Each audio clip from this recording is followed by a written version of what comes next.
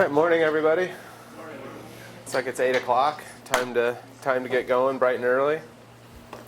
So this is the continuation of the class on Wired Differently. My topic is ethics and reverence for life. So I'm Jeff Nelson. My official title at NISC is this lengthy one, Vice President of Risk Management and Compliance and General Counsel. The general counsel part, I guess my primary job is I'm the head lawyer for NISC and run the legal department and our risk management and compliance efforts. I'm also, my division's responsible for our cybersecurity as well, so that's sort of a newer thing for me. I've been practicing law for, I guess, about 12 years now. Not from North Dakota originally. Maybe I'll tell. Some people seem to think I don't have a North Dakota accent. I don't know. But I'm from Central Illinois and practiced law in Indianapolis for a while at a firm there, and then have lived out here for about 7 years now, and I've been with NISC for like a year and a half or so. So we'll talk about ethics, maybe throw in some examples. Mine's probably going to have maybe a legal bent on it a little bit more, just because it's what I have the most practical work experience on, anyways. But I just thought if we could just go around, I probably won't remember them. If you could just tell me your name and what your major is, that give me a sense of who everybody is. We'll start here. Tyler from ITM. Okay. Nick Willoughby, CIS ITM major. Chris Kraft, Healthcare Administration Agreement. Ian Stewart, CIS ITM. Matthew Schaefbauer, CIS ITM. Andrew DeBell, ITM CIS. Caitlin George, CIS ITM. Ariel Jeffrey, CIS ITM. Natasha Lavilovich, ITM CIS. Carly Cambites, Business Administration. Thomas Strami, Business. David Seiler, Business Management. Casey Mitchell, ITM CIS. Okay, you kind of broke the trend. I thought all the IT people sat together and the business people. We got a little bit of mix. Wow, that's good. No, a lot of people with the tech interest. So, really the first question is, what is ethics when we talk about it? And again, from me, my background being in the law schools, which is the last time I was in school, go by the Socratic method of teaching. So that's the way I do it. It's going to be less me talking and me more questioning and hoping that we can get into a discussion on some of this is just lecturing. So I'll probably ask for volunteers on some of this. If not, I may start calling on people. Give you a law school experience, anyways. So ethics, is it what is legally required? Is that what it means? Anybody? No. Why not? Well, I guess it depends on your aspect of it. It's kind of supposed to be the good and bad of it. What will it impact if I do it this way? Who will it impact, kind of thing. So the more negatives that you have, then be leaning towards the bad side of an ethical. So do you think you can do something that's perfectly legal and still have it be unethical? Yeah. Can you do something that's illegal and have it be ethical? I think so, probably on both of those. I mean, a lot of ethical standards are probably form the basis for a number of laws, but definitely not the same thing. Examples of things that were legal but probably weren't ethical. I mean, there was periods in our history where people owned other people. And that was perfectly legal. And even in the not too distant past, where we had segregation, and I think pretty much everyone today, anyways, would argue that those might have been legal but weren't ethical. And you take the flip side. So some people would say, that's one way. But if we look at the flip side of you're doing something illegal and but it's ethical. I don't know, anybody think of an example where you could do that? What if your child was dying of an infection and you didn't have any money, and the vial of the antibiotic was sitting at the counter at CVS, and you walked in and put it in your pocket and walked out without paying for it. What kind of antibiotic? The only kind that can cure this disease. Didn't see any vials. Does anybody think that's ethical to do that? I think they have leniency laws, don't they, for things like that, where you don't get as harsh punishment. Still punishment. Not really in the law, but I mean that. Well, you could have a defense of you're under duress. Yeah. I mean that's potentially a legal defense for it. A lot of times juries don't follow the law at all, and jury nullification will say, yeah, you did it, but we're not going to hold you responsible. So I mean, a lot of this stuff there isn't a right answer. I would put forward there's a lot of arguments that if you took the $10 vial of antibiotics to save your dying child and you didn't have any money, that you may have been acting ethically. Is it what you think is your gut tells you is right? Is that enough to be ethical? And individual standards on what's right and wrong? Is that enough? Is that how do we define ethics by what the individual thinks is right? Anyone? I'm gonna try not to pick everybody on the front row who is courageous enough to sit there. How about you? I don't think so. Because everyone's gut feeling differs. Yeah, I think that's right. People, what they think is right is often different than what a group would think is right. I mean, the whole world's littered with lunatics and madmen in history and now who I'm sure thought what they were doing was right, but that doesn't make it so. So I don't think being ethical is a matter of following one's own feelings. That could be a piece of it, but I don't think that's all of it. Is it what we as a society say is ethical? I mean, I think when you dissect ethics and how one can partake or perceive how ethics are in society, I think you need to actually break down the actual core of what ethics is, whether it be true happiness, just happiness, or the unjust happiness that one feels. And I think a lot of that core value of ethics is really kind of diluted by what society's standards are for what is right and what is wrong, because I think a lot of, especially our generation today, when you have that first instinct of what you know is just or unjust action compared to what society says is just or unjust, that really kind of screws up the entire ethical process, which I think society standards. You think the society standards are different than say your generation, or they haven't kept up with the times, or?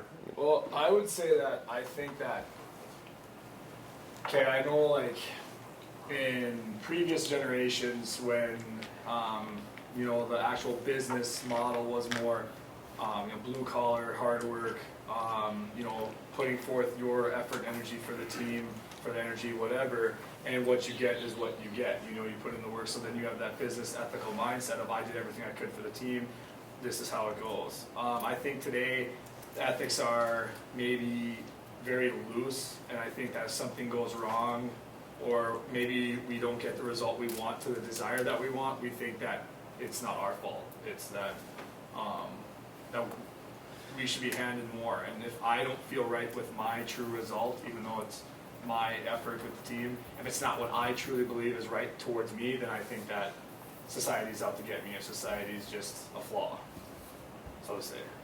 So basically your generation, you guys got to start working harder and toe the line then, huh? Well, I wouldn't necessarily say working harder, but I think I'd say that we need to work or put forth more effort to actually feel that we have a good hold and respect for our ethics. And I mean, I think society standards of behavior is definitely a big component of ethics.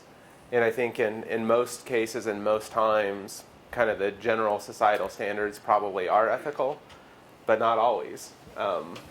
what about in Nazi Germany, where an entire country, I mean, all went along with what clearly was one of the worst ethical violations in the history of the world. So there's plenty of times where even the societal standards, same thing with the South during segregation or slavery, where, I mean, that was the societal values that was perfectly fine to do that. But I don't think we'd say it's ethics. I mean, I think it's a piece of it, and I think the individual person's beliefs are a piece of it. The law is a piece of it. So, when you talk about what does the dictionary say, that says the rules of behavior based on ideas about what is morally good and bad, the basic concepts and fundamental principles of decent human conduct, etc. So really, I think probably a combination, and it's really, at least in my opinion, it's fuzzy without a clear black and white answer. It's the combination of what the law tells us, what society tells us, and what we individually think we can do. I like the quote that Bernard used in the book from the Potter Stewart, a former Supreme Court justice, is ethics is knowing the difference between what you have a right to do and what is right to do. So there we were probably talking more generally about ethics, and a lot of times people look at that probably through the individual lens. What's ethical for me to do? But this is a business class, and so we're going to focus more on ethics in an organization. At NISC, we have incorporated ethics into our shared values, which I think Carrie talked about before last week, I believe. And what we have said is we're committed to doing the right thing always. That's what our organization has chosen to do as far as an expression on ethics. I mean, lots of companies do it differently. But for us, or for any organization that's committed to, quote, doing the right thing, what does that mean? Anybody have any thoughts on what it means for a business to do the right thing?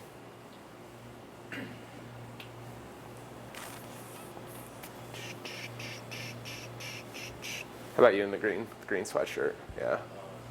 Maybe where there's the least amount of suffering from both sides.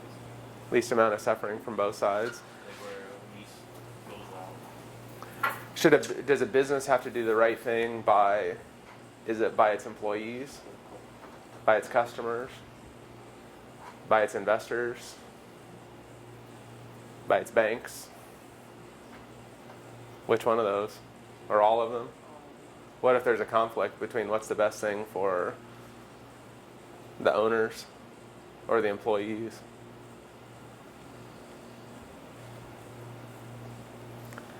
Again, these are all stuff we'll talk about more in detail. It's a question what is doing the right thing. Specifically, later we'll talk about the Chipotle case, which everyone, fortunately, we don't have the opportunity to eat at them here in Bismarck, but you may have had as you go somewhere else. About they have a culture that's mission is focused on food with a difference. Locally grown, locally sourced, organic, healthy, but knowing that doing it on a small scale like that isn't as safe as some of the industrial scale stuff. So they do the right thing when they say we want to make you healthy and support small farms or food safety. So I think what's the right thing means different things probably to different people, certainly, and to different companies. In a cooperative or in the cooperative business model, the members are at the core of everything. So in some sense, it's almost easier in a cooperative on defining what is the right thing, because the right thing pretty much is to do what's right for your members. And you say, well, what about your customers? Well, the beauty about a cooperative business model is our customers are our members. So the people who own us and the people who we're providing the product to are the same. So it really just leaves a couple other stakeholders, like, do we have to do the right thing for employees, and do we have to do the right thing for the communities that we're in? And in the cooperative business model, part of the principles of a cooperative are it actually recognizes the employees in your communities as being stakeholders that you do need to take into account. So in a co-op, again, one of the nice things about it is you're expected to do the right thing for your members / customers, and you also take in the considerations of employees and communities, and that's not always the case in other business models. That doesn't say I think those other business models are bad. Just different. You know, because the for-profit business, your hardcore Milton Friedman economists will say the only thing that they need to worry about is shareholders and maximizing shareholder value and whether that's right or not. And we'll talk about that a little bit too. So this is the most recent. There was a prior Gallup survey in the book and the chapters that we were talking about today, but this is the most recent one from 2015, where Gallup asks people to rate a number of different professions on whether they're very high or high, their ethical standards. And I was quite happy to find we found lawyers at 21% over business executives over 17. Lawyers seem to take a lot of the bad rap, but I would hardly say we did great with 1/5 of the people thinking we have high or very high ethical standards, but better than business executives. So I guess one of my first questions, you look at the people that are at the top. Nurses, by far the highest. Pharmacists, medical doctors, high school teachers. I don't know where the college professors are. Didn't even make the chart. I don't know why that would be. We'll lump all teachers in together there for that. Police officers, clergy, funeral directors, kind of an odd one. But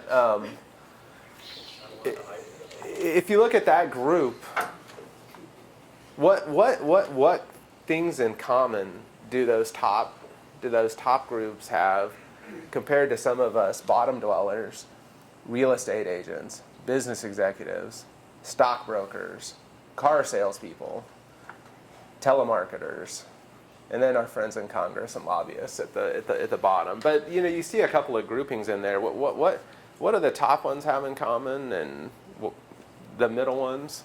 Well, the top ones are like basically on your own faith, what you believe in. Like nurses is either like adoption or abortion and all that. Like they're very strong about that. And then towards the lobbyists, they don't really have they have feelings towards it, but they don't really care much as the nurses because they see that every day. So you think that the public, this is a survey of the public, what do you think about these people? I think that makes sense, right? We look at lobbyists and say they just do whatever they say whatever somebody pays them to say. Where is a nurse or a doctor or a teacher gonna be more focused on their own, actually believe what they say? Anything else? Anybody have any other thoughts on? I think the correlation is kind of what they get paid. It's like the bottom half, it's usually like commission or, tied to big dollars, where the top half, it's, you kind of always see about how teachers and like nurses aren't really getting paid what they should for what they're doing. Yeah, no, I think that's a great point. Do people view this, that the people they view ethically are doing it for something other than money? Are they pursuing this vocation for something other than money? Doctors may be an outlier there, but I think that's a good point. I think another correlation too is how closely they work with people. So a nurse's actions directly affects the health and well-being of an individual, and a teacher as well. It directly affects how a person thinks, how they act. They can change their life, really, for better or worse. And so I think like as you go down, they have less of a direct impact on people's lives. Yep. No, I think that's a great point, and not only their impact on the life. If I look at that and say what do I think the correlation is, I would say looks like the people that the public thinks are most ethical are ones whose job is devoted to helping people. Now I would argue a lot of these other jobs are there to help people too, but maybe not as overtly as what people think. Now, do you think that this is people's perception? Are these people ethical or not? Do you think that a police officer isn't necessarily more ethical than a business executive or a car salesman or. I think going back to like how nurses and doctors and teachers have that direct like care for people's well-being and health, people would like to believe that they're the most ethical. That would just make the most sense. You certainly hope they are, right? Yeah, and I mean, I think a lot of it is, the cynical nature, right? Is all these, the real estate agent, the car salesman especially, but people certainly want to believe that their police officer or their clergy member or their doctor, is acting with the highest ethical standards. Whether they are or not, I have no idea. I mean, I don't know. Maybe there is some research out there. Maybe that ought to be an assignment for you guys to find that out. I don't know. We'll have to think about that. But I think everyone hit on probably the big reasons on why that is, or at least why they're grouped the way they're grouped. Yeah, that's the one we talked about. But what's causing people to have such a bad perception of those? I know we just talked a little bit about relatively why they may feel why they do, and there's some stats in chapter 7, I think, of the book that says 45% of employees have observed a violation of the law or company ethical standards if they're in their own organization where they work. 65% of them who observed it actually reported it, and then 25% of the people who did have the courage to report it felt like they were retaliated against. So if you have almost half the people in the workforce are saying that they're seeing something personally in business that's unethical, that may have something to do with it. Besides the fact of, if anybody ever watches the news or opens a news app on their phone or is really old school and reads the paper, you're going to see it almost every day. Volkswagen, United Airlines, this Martin Shkreli, who we'll talk about a little bit, going all the way back to Enron. And so, I mean, there's certainly a perception in the media of corruption and wrongdoing in business. I think that probably has a lot to do with it. The lawyer one, I'm not as sure about, because that's a long-standing thought people have of lawyers as being slick or shysters or whatever. Lawyers are portrayed a lot in the I mean, they call the legal shows that are there. Most of them portray lawyers in a relatively decent light, I think, but most people have a poor view of lawyers. And I won't use this as my soapbox to be in defense of lawyers, but I have been in the law for 12 years, and I've seen personally witnessed very few ethical problems in the law, and it's an important component of being a lawyer. Unlike many professions, we're actually bound by a legal code of professional responsibility that has actual tangible consequences if you breach it, including losing your law license. So we talked a little bit about what ethics is and what it means and what is it to do the right thing, and how does an organization have ethics, and why do people think so many businesses aren't ethical? If I'm a business and I say, well, only 17% of the people think that we act ethically, as long as they buy my product, why do I care? Why do we care? I mean, our business is out here to make money. I mean, why do we care if we're ethical? Is there anything more than? Because I'll tell you, right? There's plenty of circumstances in business where doing the wrong thing is probably, at least in the short term, more financially rewarding than doing the right thing. So if that's the case, why do we care? Why not just burn it down and do whatever we can, as long as we're not going to jail over it? I mean, that's a reason not to do something illegal. People have self-interest there. They don't want to be on the news led away in handcuffs. But why does a business even care?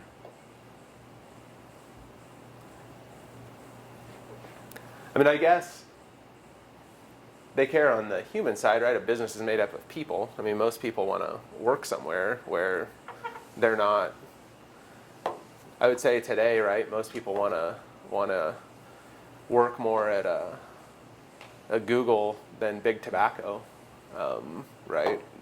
That's generally it. People, I think, individually. But if you set aside the most people are pretty good, and most people want to do the right thing. There's many instances when they don't and get led astray. But why, as an organization, why does it matter? About you on the end with the water bottle. Why do ethics of business matter? Why does a business care if it does the right thing or not? If they don't do the right thing and they get caught, they're gonna lose customers. Why? Because most people like it when the business is ethical. Yeah, and I It think. makes them feel better about what they're doing and what they're buying. I mean, I think that's definitely right, and I mean, I think you almost see that more with your guys' generation. I mean, I'm saying this your guys' generation. It's rare where I feel like the old guy in the room, but yeah, I mean, I think there is people who are socially conscious and they want to avoid places that are doing the wrong thing. So I don't think it's just this intangible, fuzzy, feel-good thing to be ethical. There's plenty of research out there that shows that businesses that behave in an ethical manner receive direct benefits. One of them, you mentioned customer retention or customer loyalty. Is there anybody think of anything else? Any tangible benefits that companies have gotten from acting ethically? Partnerships and other people that want to invest in the company.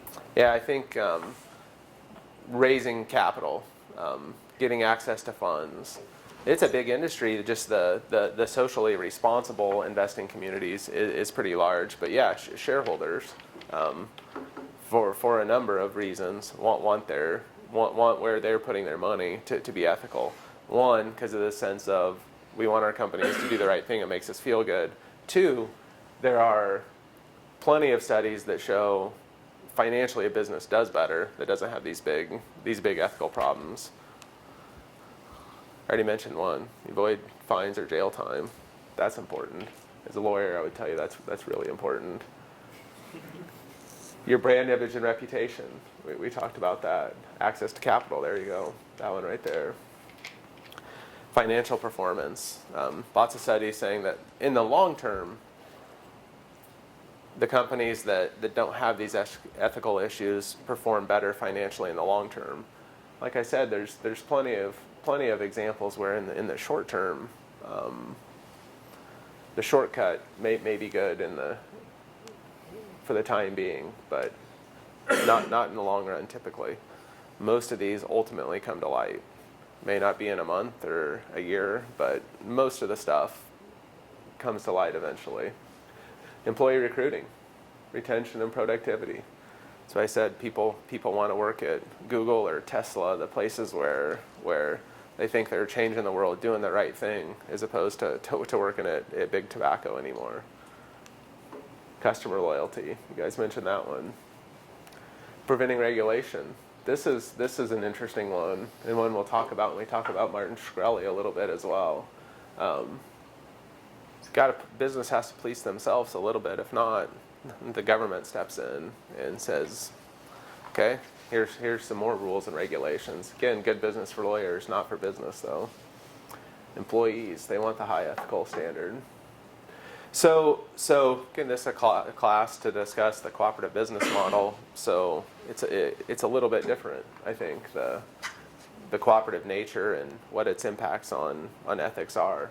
I've mentioned a few times already that these ethical breaches, there's short-term benefit to them, and a lot of them come from got a sales goal, quarter's ending. If I hit these numbers, I get the big bonus, or if I hit these numbers, I'll get that promotion, or if I don't hit these numbers, I'm going to get fired, or the executives are sitting there and there's a earnings call coming up with the analysts, and well, earnings have got to be this. If not, the stock price is going to tank. The stock price is going to tank. the shareholders are going to be mad, and they're going to talk to the board. And the board's going to fire us, or all my stock options are going to be underwater. So a lot of that, none of which in themselves are necessarily bad. I'm not saying having stock options or private investors or sales goals are bad, but that raises the opportunity or the motive, I think, for people to take a shortcut and have an ethical lapse because they have short-term pressure on the business. Cooperative, on the other hand, are nonprofit. They're member-owned, and typically are able to take a longer-term view. It's not how are we going to do next month or next quarter our financial results. The driving focus typically is how are we going to deliver an outstanding product to our members, or how are we going to deliver outstanding service to our members. And the members are not, to agree in getting their capital credits back, that they're not typically expecting a financial return. So the members just want a good product or a good service at a fair price, and aren't pressuring for financial results. So when you take that away, you at least take away some of the motive, not all, and no one's going to stay up here and says that co-ops are the most ethical form of business. There's nothing that says that that's true, or that every place doesn't have its own ethical challenges. I think, though, the unique nature of a co-op takes away some of the really common stuff that cause some of these really bad ethical breaches. An REI, for example, I don't know if anybody shops there for outdoor stuff, but REI is a co-op. They decided to close right the day after Black Friday and go out. Some would argue they have a financial reason to do that. I think everybody thinks how great that is, so everybody shops the next Monday. But again, they don't have investors or analyst calls saying, we're going to take a short-term dip, so my stock price is going to go down because we missed the biggest shopping day of the year. Let alone that REI probably is going to make that money up many fold in the future. It's smart people running it, but I don't know if you could necessarily do that at a non-co-op, or probably now after REI's kind of led the way on that. So I'm just going to throw a couple of issues or case studies that we've encountered at NISC. Then we're going to talk about some real world examples and some examples that I've seen in other jobs I've held. But the chapter for today, really the centerpiece of that chapter is what we call the Emergis case. Everybody read the chapter? So Emergis is before my time. Emergis is what you would call a patent troll. Anybody know what a patent troll is? So patent trolls, really, they don't do anything other than acquire the rights to patents, and then they sue people. They go out and look for, maybe that's why lawyers are getting a bad rap, I don't know. But they go out and acquire patents that they think are going to have value. And then they look in the market and say, is anybody using something close to this technology? And then they draft up a letter and they send it to them and say, pay us X or we're going to sue you because you're infringing on our patent. And that's what Emergis was one of them. And Emergis had a patent for basically, it's hard to believe, but they acquired this patent and had it. Whether it was valid or not is another question. But they had a patent on if you take a payment over the internet. So think about that today. If you take a payment over the internet, they had a patent on that, and actually had it. So one of our members out in Montana gets a letter from Emergis's lawyer, which was a very large, very reputable law firm in Chicago. In my opinion, one of probably the best 3 law firms in the world, probably, saying, here you go, pay us, and a huge amount. And this is our member was using NISC's payment system. So the system that our software and systems that accept payments through the internet, they were using it and they get sued. So a lot of times people say, well, it's our software, NISC software. Why do they sue our member who is using it? That's one of the interesting things about patent infringement. You sue the person who's actually using it. So it was our member, arguably, who is the one who was infringing the patent, not us, by putting it out there. So we didn't actually get sued, but our member did.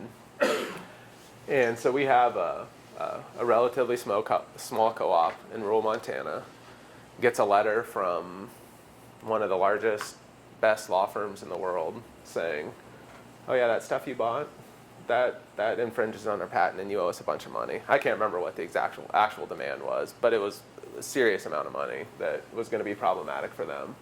So of course they call us and say, what the heck's going on? Well, why are we getting this letter about that? So scramble at NISC, and contracts are reviewed and laws are being researched and outside law firms are being hired. And really, at the end of the day, our contracts were pretty clear that we weren't responsible for it contractually for this. So, member, it's your problem under the contract. Nothing in the contract said we gave you any warranty that our software didn't infringe on anybody else, and nothing in the contract said if you get sued because of something we sell you, we'll defend you or we'll pay whatever judgment there is. So we were in the clear, I guess, from a contractual standpoint on liability on this. And this was a time in NISC's history where NISC was in a much different financial position than it is today. NISC is pretty strong today and has a large membership base and good financials and adequate cash reserves and lots of good things going. This was a different time. The company was in a lot more tenuous position and didn't have cash and was redeveloping software, and members were at risk because this new software wasn't being produced as quickly. So it wasn't like there was a few $1 million just laying around to handle this. So the question came, to the board, what do we do? What is the right thing to do? What do you guys think? What's the right thing for a co-op to do in something like that? Well, co-op members first. So if you, even though you're not bound by contract to defend your member's still in trouble because of something you gave them. So I'd say you should defend your member. Okay. Anyone else have any thoughts on what the right thing to do is there? I would say at least help them find a solution. If you can't help them out financially or with payment, at least try to help them out through the problem they're having. So maybe they'll stick around after it's all smoothed over. And that's both of those were discussed, right? Nope, it's our problem. We're going to take care of it. There was, they're on their own, but obviously we'll provide all the technical support that you need. We'll provide all the testimony on why we certainly were not in agreement that we're infringing on this patent has no validity, despite the fact that it was issued. You can't patent something that's so obvious like this. It didn't have the requisite things you need to have a patent. 2, even if it did, our system's sufficiently unique that it doesn't. So that was an option that was talked about of yeah, we're not going to jump right in and say it's all our responsibility, but we'll provide all the expert testimony, et cetera, needed to do it. But on your point of just take care of it for them, defend it, write the check. If something happens to them, we'll be responsible for it. And I think, which is ultimately what we decided to do. But what if we said, okay, we're responsible for our mission is to serve our members. At that time, we would have had several hundred members. Not all of whom would have been using this payment over the internet, over the interweb, this newfangled technology at the time. What if those members said, yeah, but if you take responsibility for this and you wipe out the company, now we've lost everything we have in the company and we don't have anybody to provide software to us anymore. So it's one where it's easy to say, right, do the right thing. And even in a co-op, it's easy to say, okay, that means do the right thing for the members. But it's a lot more complicated when you say, well, what does that mean, do the right thing for the members? I think the right thing for the members is what we did, and we handled this for our member and for all of our members. But that's not always the obvious example. There's people who say, no, it's better for the members that we preserve the company. So it's still available to provide this technology. So really, I guess the lesson is it's easy. It's easy to state, do the right thing, and it's for the members. It's a little harder to define what that is. And I think what you have to do is, you have to have a strong culture and strong leadership that really sets the clear expectation of what it means. And then your boards or the management does what they think is right based on those parameters, and you see how it happened. And this case turned out okay. I mean, Emergis actually had won some lawsuits around the country on this. They sued a number of our members, all of whom we ended up taking over the defense for. I spent close to $1 million defending the case, and then ultimately settled, and then obtained the right for our members to do it. So it ended well, but that's kind of shaped NISC's views to some of this. This case was an important thing, and it's one where doing that has paid off. And we talked about why does it matter to be ethical besides just the feel-good nature of it, and we talked about because of the effect it has on the bottom line. Believe me, our members in the industry know that's what the company did. Was the company didn't say, you're on your own. The company said, no, we're going to take responsibility for this, notwithstanding what the contract says. And it has a long-term beneficial effect. Not in the short term. It was very painful for NISC, the money that was expended, but in the long run, it does the right thing. Because as we're competing in the software market, one of our competitive advantages is when we're competing against an Oracle or an SAP or something like that. One of the advantages we have is a co-op of, no, we care about our members primarily, not what our stock price is. And it wouldn't just be an NISC that could say that. It's here's the types of things we do, and that's a differentiator in the market. Another ethical issue that came up during my tenure at NISC, the fraudulent check. So I was in my office, and it was later in the day, and I get an email, a frantic email I would say, explaining that one of our members has called, and they were going through bank statements and checks, and had actually gotten a call from the bank questioning this check, and they wanted to know why there was a $500,000 check written on our member's account to one of our employees, and they honestly were just sort of questioning, well, this doesn't make any sense. Why would we have written a check to one of your employees for $500,000? That's a good question, and immediately raised a lot of red flags. So our forensic technical people immediately start digging into this stuff, and this was a situation. One of the things we do for our members, we do lots of things, but one of them, we're setting up their accounting and their billing software. We set up the images for their checks, right? They're going to cut a payable check. I mean, we do that and format them so we have all this stuff. So it was pretty clear once you go back and you look through the logs and you can check all this stuff out. I found this is just a good to know for your off topic, but you ought to know this. I found if you work somewhere, they pretty much know anything. They can know pretty much anything you do. So just be careful what you do. I was all right. I wasn't doing anything wrong. But when I saw how they could go down back to the keystroke on what this person had done, it was pretty amazing. But this person had gotten into the system, abused the trust that our members give us, was able to see a bank account number on our member, knew what the check logo looked like, dummied one up on, I think she actually just used Photoshop, dummied up a check and printed it on a, we also have check stock for our members as we set this up, printed it to herself, $500,000, printed it off, and went to deposited it.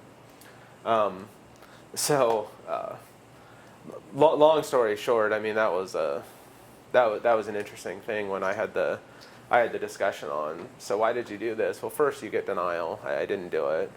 Well, we got people, there's security footage of you depositing the check in the bank, and the bank teller says it was you who deposited it.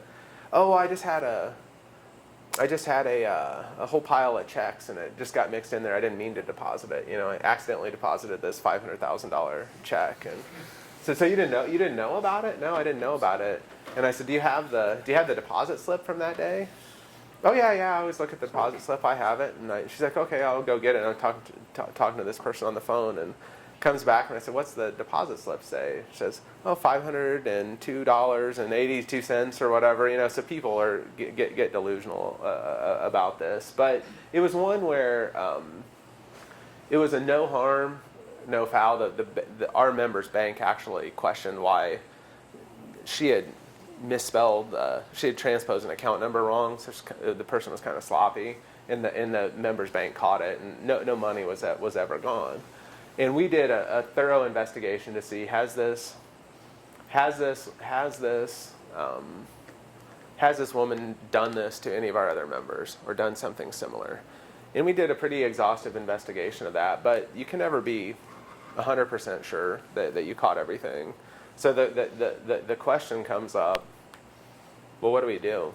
Do we just say we've looked into it, no harm, no foul, dodge that bullet, move on with what we're going, and nobody will be the wiser? Is that what you do? Or do you say, man, maybe we didn't catch everything we think we did. Maybe we ought to tell all of these members that we have that just we had an employee who broke somebody's trust, tried to steal a bunch of money from a member. You ought to go through all your bank statements and make sure that this person didn't steal from you too. That's sort of a loaded question. What's the right thing to do of those? Obviously, we did the second one. When you frame it that way, but that was a tough decision. So the decision was made by Vern and the board to no. You have to take responsibility for this, and you do not cover it up, and you have to be fully transparent, open, and honest, and you have to let the members know that this happened, because for a number of reasons, including it may have happened to them, and we may not be as good as investigating this stuff as we think. So the members need to have an opportunity to make sure that they weren't victims of this, and that's what we did. One of the nice things is, it really wasn't even a question. I didn't hear anyone at all say, no, let's sweep this under the rug. And that a lot of that comes from the culture. And those good cultures exist at lots of organizations, but I think it just kind of ties back that's one of the really one of the really important things for business ethically is to have a culture of it starting at the top. No, and they never did find anything else, so it ended up being no harm, no foul. And honestly, most of our members were pretty appreciative, and they recognize that open and honesty and say that's why we do business with cooperatives, because of that. This same concept of discovery, I'll give you a personal example for me. So we were a legal example. I was representing a company whose owner was lending. It was a private company owned by one individual, and that individual was loaning his company some money. The business is having some financial trouble, so he was personally going to lend some money. A company is a separate legal entity. You guys probably had some business classes, but it's different than the owner. You had an LLC was going to lend some money to the company, so you treat that. You have to document that just like you got the money from U.S. Bank, and we draw up a loan agreement and a promissory note, and we do all that. And there were some other lenders that had lent money to the company, so this guy wants to make sure he has collateral for it, security. And so he was going to take a security interest, just like if you go get a car loan, the bank takes a lien on your car. You get a business loan, the bank will take a lien on your accounts receivable, your inventory, your equipment, all this stuff. So he was going to take one to secure the loan, several $1 million that he made to the business. Now, to do that, you have to file a UCC financing statement, and it's just a government form. And you fill it out, and you submit it with the Secretary of State's office, where in this case, where the debtors and where the person's incorporated. That's where you file it. And if you have that, your lien's good. If you don't have it, no good, versus these other banks who also have some interest in this. So it's very simple, routine piece of paperwork. So I give that to somebody to do, gets typed up, filed, don't ever hear anything of it, deal moves on. A year later, the business is in serious financial trouble, and the business is going to file bankruptcy. And once you do that, the people who have liens on the assets usually sometimes can come away with something. Your normal, the other people get nothing usually. But if you have collateral, you can get your money out of this collateral. So as this business was going to preparing to file or looking at file bankruptcy, we wanted to make sure that we had this stuff, the liens were still in place and right. So you do a search just to make sure, well, we've already done it, so we know it's good. So I asked my assistant, do the UCC search on this. And she comes back and says, oh yeah, here's the results, and our lien wasn't on the list. I'm like, what's going on? Why isn't our lien? And that means we're in serious trouble here, and the lien's not on the list. She's like, well, I don't know. And I'm like, well, we filed it, right, the first time? Yep, we filed it, and we find the file stamped copy in our file, so it was filed. Search doesn't come up. I'm like, okay. And these use very stringent search logic on what'll show up. It has to be exactly right. The debtor's name has to be 100% right. There's lots of ambiguities in the UCC, but the rules are clear. If you don't identify the name right, it's no good, because it doesn't come up on a search. So we do a shorter version of the name to find it, and there's our filing comes up. So we look at it, and somebody had put an extra L in the name. And that's it. One letter, typo, potentially cost millions and millions and millions of dollars down the tube, because somebody put an L, two L's when it should have been one L, and didn't show up. So the question is, what do you do? I was a relatively young lawyer at the time. Maybe this company isn't going to file bankruptcy. We're not 100% for sure. They're looking at it. If they don't, it's no harm, no foul. Nobody will ever know. If they do, they're going to know about this. So you sit there and you think, geez, I just won't say anything, and cross my fingers, and it'll be good, and no one will ever know, and I'll go with my career will continue on. Or I'm gonna have to tell my boss that we did this, and then he's gonna fire me because it's all wrong, gonna get fired. Or do you say, secretary, she's the one who screwed it up. Yeah. Blame it all on her, to do it. And I would be completely lying if I didn't say all three of those don't run through your head, Well, I mean, what is the right thing to do? And at the end, I went in and talked to the people responsible for me, and then the client said, look, here's what happened. We screwed up. My responsibility ultimately to here's how it happened. So and so did the filing, in my direction, gives it to me. It's my responsibility to make sure that the names are spelled right? The most basic thing. Got filed, and that was it, and we screwed up, So was that the right thing to do? I didn't get fired. But beside that, yes, it was the right thing to do, and I guess a little bit of a life lesson there. I've seen that several times. Because once we discovered that error and aired it out in the open, despite it being what I think the morally right thing to do, it's the smart thing to do anyways, because at least you have a chance of fixing stuff as opposed to just covering it up and hoping it never blows up.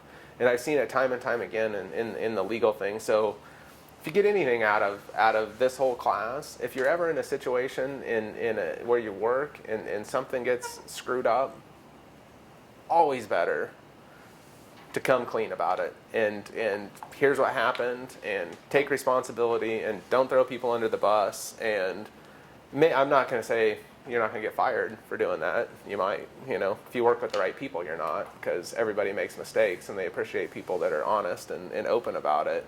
But that's a very important lesson, because I've seen it go the other way, where people covered it up. And the cover-up is almost always worse than the than the original thing.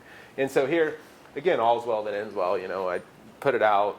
We were able to come up with some fixes for it, and the company didn't file bankruptcy anyways. But just a thing to think about on coming clean, despite usually being or in addition to it usually being the moral thing, is almost always the smartest thing to do. So, has anybody ever heard of Sally Krawcheck before? Anybody read the article about Sally Krawcheck in the materials? You give an advantage. You can answer the questions. I just wanted to put, before we get into some of the nastiness that's out there, give an example of somebody who also did the right thing and took heat for it. So Sally Krawcheck, I'm not sure what she does now, but she was formerly the CFO of the Chief Financial Officer of Citigroup, and then she was head of private banking or wealth management at Merrill Lynch. So sort of a titan of the financial industry. Well, back when the financial meltdown was happening, you guys probably don't hardly even remember that. You'd been in high school or junior high probably, I guess. And we were all on the verge of the Great Depression and all of that. Citigroup was in a lot of these big banks were involved with these auction rate securities. And my undergrad degree is in finance, but I still don't really understand exactly all the details of what it was. But basically, the people who were investing in these had the understanding that these were essentially risk-free investments. These were like putting your money in a federal treasury bill. There was no risk of losing your principal on these. And they rightfully had that understanding, because that's what all these banks told them is these are risk-free investments, basically. And during the crisis, the markets for these froze, and people were gonna actually lose money on it, lots of money that they had put in, despite the assurances that you can't lose money on this. And so Sally Krawcheck, who was the CFO at the time, went to the CEO and said, "We got to give these people their money back." And I think he said, "You're out of your mind. Why would we give them our money back? We have no legal obligation to do it." And she said, "Because we told them you couldn't lose money, and they lost money, and it's the moral thing that we have to do." Again, also probably thinking that no one's ever going to invest in Citigroup if they lose money on this. That's probably not the case. I think she really it was the right thing to do for a number of reasons. And she announced that they were going to do it, and she forced it to happen, and then she got fired. So doing the right thing, people are out there doing it. I've given you examples, a couple of things at NISC in my own personal life. Doing the right thing also didn't really have negative consequences to us or to me. I mean, probably we're better off. But it's not a fairy tale world, right? Sometimes people do the right thing and get fired. CFO of Citigroup, there's millions and millions of dollars. I mean, that's one of the top. If you're a CFO and you want to be in the finance industry, that's probably one of 3 or 4 best jobs in the world to have. And she got it despite being a woman and fighting through that. I mean, that's a big enough hurdle there anyways, and got fired. So then she goes to Merrill Lynch, where she's the head of the private banking or wealth management, one of their divisions. And the same thing happens. They've got, I think this one was a a mutual fund, a money market fund that never supposed to go beneath $1 for $1, and it did lose money. Not supposed to happen. Promised as a secure investment. Well, she'd already gotten fired from CFO of Citigroup for doing this exact same thing. Deja vu all over again. And she decides we got to make it right. We got to give the money back. And did it again, despite the fact that she had been fired for it before. Unfortunately, this time, she didn't get fired, and her CEO and the board were supportive of it, and she came out okay. But that takes a lot of courage, I think, took a lot of courage to do it the first time. And then once you get the negative consequences from doing it, it takes a lot of courage to do it the second time. Then there's the bad. The good and the bad. Volkswagen. Anybody heard anything about what Volkswagen's been up to? Give us the 30,000-foot overview of what they're doing. They built a new eco-friendly, or moved a new eco-friendly plant in Tuscaloosa, and it was all green wool, had natural lighting, had right in the wildlife, I think it was protected wildlife area, and they get busted for scamming on their emission controls on their Jetta and their Passat line. Volkswagen. Everybody thinks Volkswagen's this great company, right? At least recently people did. There was a time they maybe had a bad reputation from things that happened in Germany in World War II, but largely I think was an admired company lately. Green company, right? It's European, green, clean diesel. It's going to save the world, this clean diesel. You get 50 miles in a gallon, driving these things around with low emissions. TDI, all this great technology they have. And, people are buying them. And people are buying these TDI, I can't remember what that stands for, but it's their proprietary clean, fuel-efficient diesel technology. People are buying these in large part. You have two. You have some people who are buying them for the mileage, but you have a lot of people who were buying them because they care about the environment. And you can see, any of the Volkswagen advertising you see, you can tell that's who they're catering for, right? We're the good guys. Do this. And now it comes out, and what happened was there was some independent people who were just testing these cars, and they were supporters of clean diesel. That, hey, we're going to show how this is going to save drove across country or something. We're going to show how clean diesel is the future. And then it wasn't Car and Driver, but it was like an outfit like that, and they were actually testing and doing things, and they get through with this trip, and they're like, this isn't right. This is way off, and they raise their concerns to the EPA. The EPA, much maligned for good reason in many cases, but here investigates and uncovers this, that millions of cars are at first it was, well, there's a bug or a glitch. These things are doing something weird when the emissions testing is going on. And I don't think at the beginning anybody thought, oh, they did this on purpose. They intentionally modified software in these cars to defeat emissions testing. I don't think that's what it was. And they start looking at it, and they realize, yes, engineers, professional engineers at Volkswagen, one of the largest, at that time, I think, not right now, they're not, but at that time, the largest car manufacturer in the world, were intentionally putting software to cheat legally required emissions testing requirements and actual emissions requirements in a very sophisticated way, to where the software that was put in knows when it's being tested. It can tell by the atmosphere and how far it's being driven and the pattern of it knows, okay, this is a test, turn these controls on to get the emissions down. And the trade-off is, when these emissions controls run on a diesel engine, the fuel economy goes down. Because that's, some people say, well, why do they want to cheat on these? It's because if you take all the emissions controls, diesels get really good mileage. You put all the emissions controls on them, it goes down, and it's not as a compelling argument. So they'd be off when you're testing fuel economy, and then they could, they would turn themselves on when the emissions were being tested. So it became clear that this was intentional, that they did that.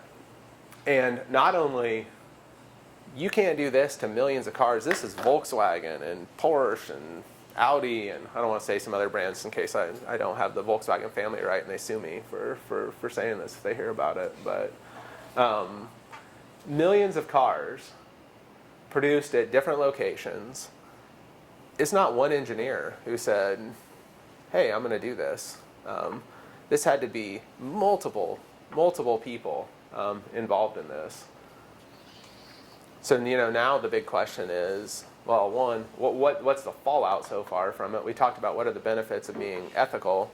We can talk about what some of the clear drawbacks are of being unethical. And this isn't even a question, right? We don't have to say, is that ethical to do that or not ethical? It's clearly illegal, and people are going to go to prison probably for it. So I think it was clearly unethical. They lied, lied to their customers, lied to the government, covered it up, et cetera, et cetera.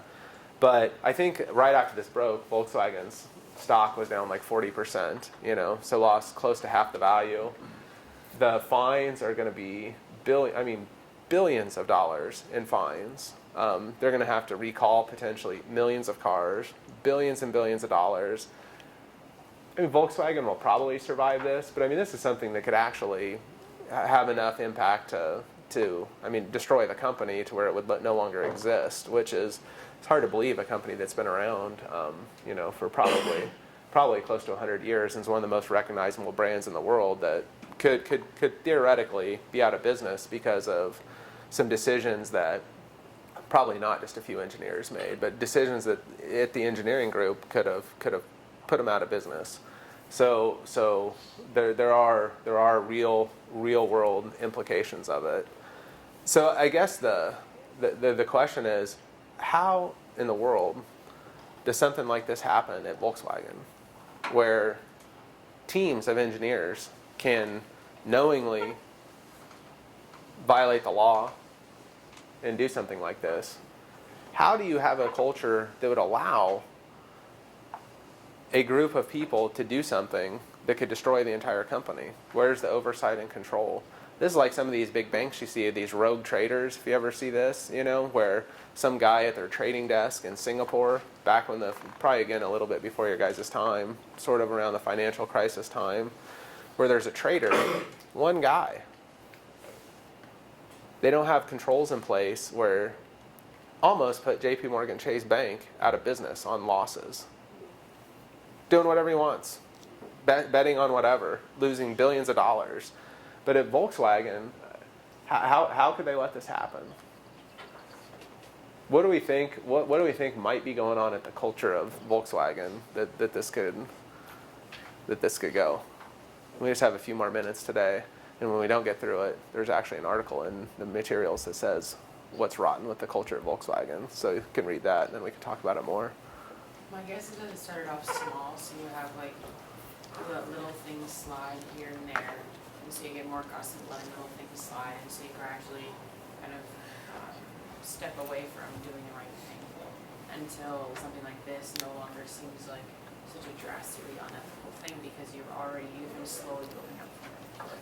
I think that's a great point, and that's a very common theme from any of these ethical issues. Back when I was in private law practice in Indiana, I had a couple of months stretch where I had 3 different clients call me and say, you got to get over here, so-and-so stole money from us. The trusted employee, the 35-year employee, the 40-year employee. I'm talking one of them, this woman, we only looked back 6 years because that was the statute of limitation, stolen $5 million from this company. And that's how it happens, and you investigate and you ask questions what happened, and it usually starts, and my transmission went out of my car, and I needed $1,000. So I just borrowed it from the company, but I was going to pay it back. Like in 2 weeks when I get paid, I'm gonna pay it back. And then you don't. Then you're like, oh, the furnace is broken at the house. Man, I need to fix that. And then next thing you know, you took $5 million that you gambled at a riverboat casino away, and it's all gone. yes, I think that, and I think that's why it's a, and we'll talk about it more, it's important where, in one of my roles in compliance and in risk management, I kind of got to be the bad cop on some of this stuff, and I've had to be that in the role, where little things, right, like somebody put a couple extra miles on their expense report, or somebody, they spent $25 on lunch when the company only allows you to spend $20 on lunch, or so-and-so took a ream of paper home from the thing, right, where you really want a colleague, a friend of yours to get in trouble for taking a box of Staples home. Maybe they're doing work stuff there. The little stuff like that. But companies that allow that little stuff to slide, we'll talk about that. That just creates a culture of, well, so and so did it, or yeah, that's okay. And then people just lose their way. And a lot of these people, I don't think that when it comes out, the engineers who are responsible for this, I don't think you're gonna find these are like evil people, who had a grand design when they sat down and said, we're gonna, and I mean, like, they're tying this back, like, how many people actually died from this now because the extra pollution that's put out there. I mean, there's actual numbers, it's like tens of thousands of people, or thousands anyways, are dead from this. But I don't think any one of it will never come out. I don't think that these engineers said, we're going to come up with the best scheme to cheat and steal and do all this. That's probably not how it happened. It's probably going to be, well, we'll talk a little bit what it is, but we had to sell so many of these cars. We had a sales goal. How do we make them a little better?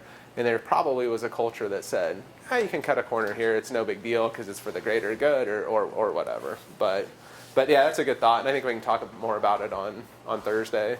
But there are some interesting articles in the reading materials. I know it was a lot, but they're pretty easy reading. It's mainly newspaper stuff, and we'll talk about it on Thursday. Okay? Thanks.